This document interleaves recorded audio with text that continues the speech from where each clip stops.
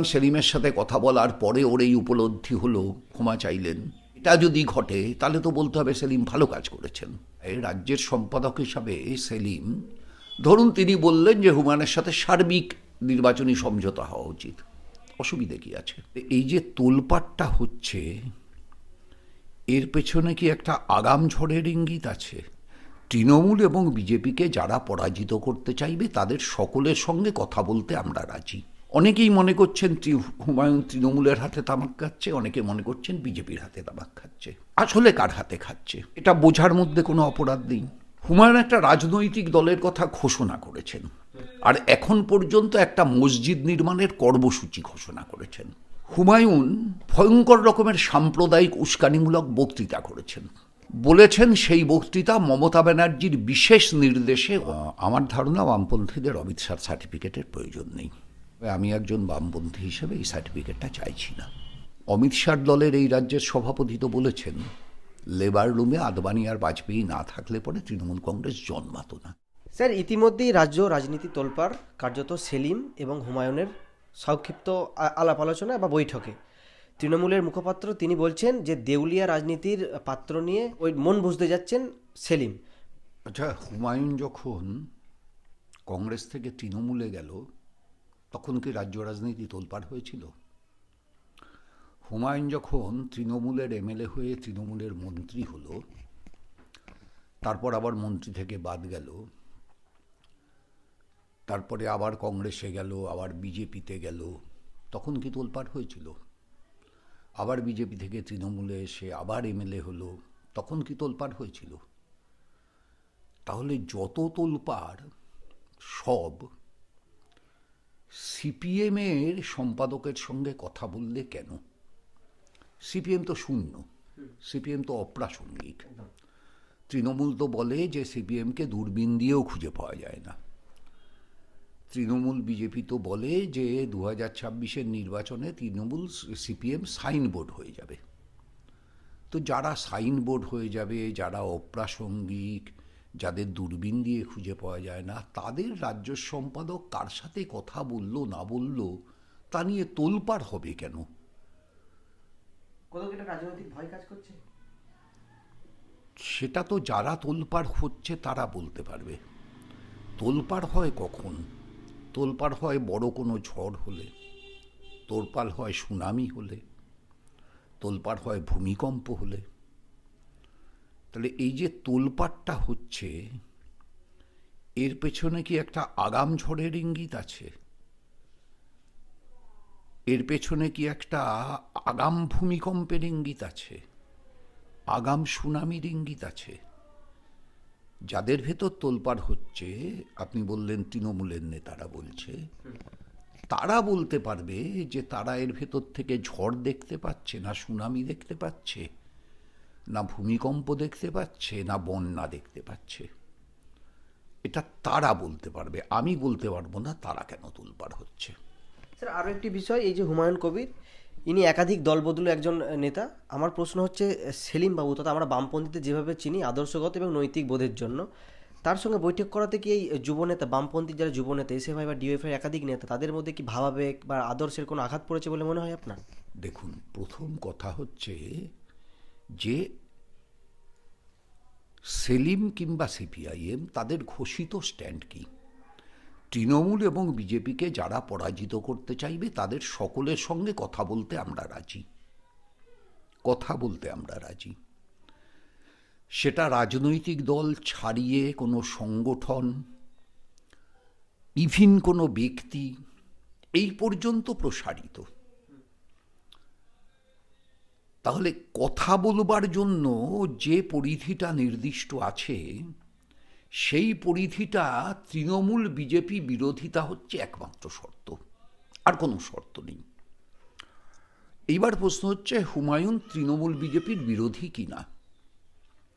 অনেকেই মনে করছেন হুমায়ুন তৃণমূলের হাতে তামাক খাচ্ছে, অনেকে মনে করছেন বিজেপির হাতে তামাক খাচ্ছে। আসলে কার হাতে খাচ্ছে এটা বোঝার মধ্যে কোনো অপরাধ নেই, কিংবা আদৌ কারো হাতে খাচ্ছে কিনা এটা বোঝার মধ্যেও কোনো অপরাধ নেই। হুমায়ুন একটা রাজনৈতিক দলের কথা ঘোষণা করেছেন, আর এখন পর্যন্ত একটা মসজিদ নির্মাণের কর্মসূচি ঘোষণা করেছেন। তাহলে দলটা রাজনৈতিক আর কর্মসূচিটা ধর্মীয়। তাহলে উনি কি ধর্মীয় গণ্ডির মধ্যে আবদ্ধ থাকতে চান, নাকি ধর্মটা ওনার ব্যক্তিগত বিষয় হয়ে উনি রাজনৈতিক পরিসরে অবদান রাখতে চান? বোঝার চেষ্টা করতে কোনো অপরাধ নেই। হুমায়ুন ভয়ঙ্কর রকমের সাম্প্রদায়িক উস্কানিমূলক বক্তৃতা করেছেন।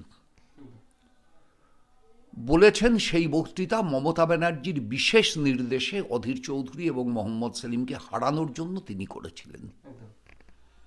গতকাল তিনি সেই বক্তৃতার জন্য দুঃখ প্রকাশ করেছেন, ক্ষমা চেয়েছেন, শপথ করেছেন ভবিষ্যতে তার মুখ দিয়ে আর এ ধরনের সাম্প্রদায়িক কথা বেরোবে না। এই যে ভবিষ্যতে আর কি কি বেরোবে, কি কি বেরোবে না, সেটা বুঝতে চাওয়ার চেষ্টার মধ্যে কি কোনো অপরাধ আছে? থাকার কথা না। তাহলে এই যে বোঝার চেষ্টা, আর কমিউনিস্ট পার্টির মতো দলে রাজ্য সম্পাদক যিনি হন, তাকে তো রাজ্য সম্পাদক মণ্ডলীর কাছে, রাজ্য কমিটির কাছে একটা মিটিংয়ের এজেন্ডা প্লেস করতে হয়। ধরুন এই ঘটনাটা ঘটেছে গত বুধবার। প্রতি বুধবার রাজ্য সম্পাদক মণ্ডলীর সভা হয়। গত বুধবার রাজ্য সম্পাদক মণ্ডলীর সভার পরে ঘটনাটা ঘটেছে। আচ্ছা, পরের বুধবারের রাজ্য সম্পাদক মণ্ডলীর সভায় রাজ্যের সম্পাদক হিসাবে সেলিম এ বিষয়ে কি বলেন, এটা তো গোটা পার্টি তার কাছে জানতে চাইবে, বা তিনি পার্টিকে জানাবেন। এবং তারপরে তিনি যেটা জানাবেন বা এজেন্ডা হিসাবে যা প্লেস করবেন, আমি তো জানি না তিনি কি প্লেস করবেন। ধরুন তিনি প্লেস করলেন যে হুমায়ুনের সাথে কথা বলা যায়, আলোচনা করা যায়।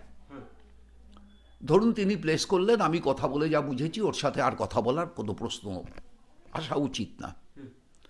ধরুন তিনি বললেন যে হুমায়ুনের সাথে সার্বিক নির্বাচনী সমঝোতা হওয়া উচিত। ধরুন তিনি বললেন হুমায়ুনের সাথে কোনো অবস্থাতেই কোনো নির্বাচনী সমঝোতা করা যায় না। ধরুন তিনি বললেন হুমায়ুনের সাথে কৌশলগত বোঝাপড়ার বাইরে কিছু করা যায় না। আমি তো জানি না কোনটা বলবেন। আমি একটা ক্যানভাসে 5টা সম্ভাবনা বললাম। রাজনীতি তো সম্ভাবনার শিল্প। তাহলে 5টা সম্ভাবনা আমি বললাম, আরও হয়তো 25টা সম্ভাবনা আছে, যা সেলিম জানেন, হুমায়ুন জানেন, অন্যরা জানে, পার্টির বড় নেতারা জানেন, আমি জানি না। তাহলে সেলিমকে যখন এজেন্ডা প্লেস করতে হবে, তখন তিনি যেটা প্লেস করবেন সেটা সম্পর্কে তার নিজস্ব বোঝাপড়াটাকে তো দৃঢ় এবং নিজের কাছে গ্রহণযোগ্য হতে হবে। তাহলে সেই নিজের কাছে দৃঢ় এবং নিজের কাছে গ্রহণযোগ্য একটা বোঝাপড়ায় পৌঁছনোর জন্য তার যদি মনে হয় অমুক বিষয়টায় আমি একটু অমিতবাবুর সাথে কথা বলবো, তার যদি মনে হয় তমুক বিষয়টায় আমি একটু তন্ময়বাবুর সাথে কথা বলবো, এতে দোষ কি আছে? কথা বললেন মানে তো এজেন্ডা হয়ে গেল না, কথা বললেন মানে তো সিদ্ধান্ত হয়ে গেল না। আমাদের পার্টিতে পার্টি কংগ্রেস হয়, পার্টি কংগ্রেস পরবর্তী 3 বছর চলবার জন্য একটি ব্যাকরণ রেখা তৈরি করে দেয়। সেই ব্যাকরণের বাইরে এখন পর্যন্ত গেছে বলে আমার মনে হয়নি। যদি কখনো মনে হয় সেই ব্যাকরণের বাইরে গেছে, আমিও তোলপাত তুলব, অসুবিধে কি আছে? আমি এটাকে সাধারণ একটা কথাবার্তা হিসাবে ধরছি, তার বাইরে কিছু ধরছি না। এর থেকে জোট, আসন সমঝোতা, এত বড় বড় সিদ্ধান্ত আমি টেনে দিচ্ছি না। স্যার, আরও একটি বিষয়, গতকাল হুমায়ুন কবির একটি সভা করেছেন এবং সেখান থেকে আপনিই বললেন ভিডিওর ইন্টারভিউর মধ্যে যে ক্ষমা চেয়েছেন। আমার প্রশ্ন হচ্ছে, এমন কি হলো 1 ঘন্টা 15 মিনিটের আলাপ আলোচনায় যেখানে বামপন্থী একজন নেতার সঙ্গে কথাবার্তা বলে তিনি আদর্শগত এবং নৈতিক বোধের তার সম্প্রসারণ হলো নিজের মধ্যে? এটা কি মনে হয় না যে সমাজের জন্য কল্যাণমূলক? দেখুন, হুমায়ুন কবির অনেক আগে থেকেই বলছেন তিনি ওটা করেছিলেন মমতা ব্যানার্জির নির্দেশে। মমতা ব্যানার্জির নির্দেশে করেছিলেন মানে নিজের ইচ্ছায় করেননি, এটা একই সঙ্গে বলা হয়ে গেল। এবার এই যে একই সঙ্গে এটা বলা হয়ে গেল, এবার সেইটা বলার জন্য অনুতাপ যেটা প্রকাশ করেছেন, তিনি বলেছেন আমি অনুতপ্ত, দুঃখিত, ক্ষমা প্রার্থী। এগুলো সব তো এক একটা পর্যায়, এবং এগুলো সবই ধারাবাহিক ক্রম। এই ধারাবাহিক ক্রম পর্যায়ে কোনটা কোনটার পরে আসবে, তার মাঝখানে কার সাথে কার কথা হবে, এরকম নির্দিষ্ট করে বোধহয় ব্যাকরণ বই লেখা হয় না, মানে রাজনীতির ব্যাকরণ বই। সুতরাং সেলিমের সাথে কথা বলার পরে ওর এই উপলব্ধি হলো, সেই জন্য ক্ষমা চাইলেন, এটা যদি ঘটে তাহলে তো বলতে হবে সেলিম ভালো কাজ করেছেন, যে ওর ভেতরে এই উপলব্ধির বোধ জাগাতে পেরেছেন। আবার সেলিমের সাথে কথা না হলে উনি এই কথাটা বলতে পারতেন, সেটা ওনার নিজের ভেতর থেকে আত্মসংশোধনের প্রয়াস হিসাবে চিহ্নিত হতো। কিন্তু যা উনি বলেছিলেন তা ভয়ঙ্কর অপরাধ, এ নিয়ে কোনো সংশয় নেই। যা উনি করেছিলেন তা ভয়ঙ্কর অপরাধ, এটা নিয়েও কোনো সংশয় নেই। এখন পরবর্তীকালে যদি ওর মনে হয়ে থাকে যে এই অপরাধটা আর করবেন না, ভালো। স্যার একদম ইতিমধ্যে যে শিলিগুড়ির যে একটি সভা, সেখান থেকে স্বরাষ্ট্রমন্ত্রী অমিত শাহ তিনি বামপন্থীদের ভালো বলে ব্যাখ্যা করছেন। এমনকি মানে সময় এলো যে রাজনীতি ভোটের আগে এরকমভাবে একটা বামপন্থীদেরকে এত ভালো কথা বলতে হচ্ছে। দেখুন, আমার ধারণা বামপন্থীদের অমিত শাহ সার্টিফিকেটের প্রয়োজন নেই। ব্যক্তিগতভাবে আমি একজন বামপন্থী হিসেবে এই সার্টিফিকেটটা চাইছি না। দ্বিতীয় কথা হচ্ছে, বামপন্থীরা যে ভালো ছিলেন এটা অমিত শাহ হাড়ে হাড়েই জানেন, এবং জানেন বলেই বামপন্থীদের উৎখাত করবার জন্য তৃণমূলকে সব রকম সাহায্য করেছিলেন। অমিত শাহর দলের এই রাজ্যের সভাপতি তো বলেছেন, লেবার রুমে আদবানি আর বাজপেয়ী না থাকলে পরে তৃণমূল কংগ্রেস জন্মাত না। 2011 নির্বাচনে তৃণমূল কংগ্রেসকে জিতবার জন্য আরএসএস সাহায্য করেছে, সাধ্বী ঋতম্ভরা থেকে শুরু করে অনেকেই বলে গেছেন। মমতা ব্যানার্জিও আরএসএসকে দেশপ্রেমিক বলেছেন, আরএসএসও মমতা ব্যানার্জিকে দুর্গা বলেছেন। সিঙ্গুর আন্দোলনে রাজনাথ সিং, তৎকালীন বিজেপির সভাপতি, নিজে অংশগ্রহণ করে মমতার সঙ্গে থাকবেন বলেছেন। হালের আরজিকর সমস্যাকে কেন্দ্র করে মোহন ভাগবত বলেছেন, মমতা ব্যানার্জির সরকারের সঙ্গে আছি। সিবিআই-ইডি 26,000 চাকরি চুরি ধরতে পেরেছে, কে উপকৃত হয়েছে, টাকা পেয়েছে, ধরতে পারেনি। মানে সিবিআই-ইডি মমতার সঙ্গে আছে মোদির নির্দেশে। ফলে এই যে আছে, এই আছেটা সত্য। এখন আরএসএসের মনে হয়েছে বা বিজেপির মনে হয়েছে যে বাংলা তাদের চাই। 1.5 কোটি নাম বাদ দেওয়ার পরিকল্পনা চলছে এসআইআরে। আর তার সঙ্গে হচ্ছে মমতাকে আরও খারাপ প্রতিপন্ন করার জন্য বামেদের আরও ভালো বলছে। আমরা বলছি আমরা মমতার চাইতে ভালো তো বটেই, আমরা বিজেপির চাইতে অনেক বেশি গুণ ভালো। কিন্তু এই ভালোটার সার্টিফিকেট অমিত শাহের কাছ থেকে আমরা চাই না।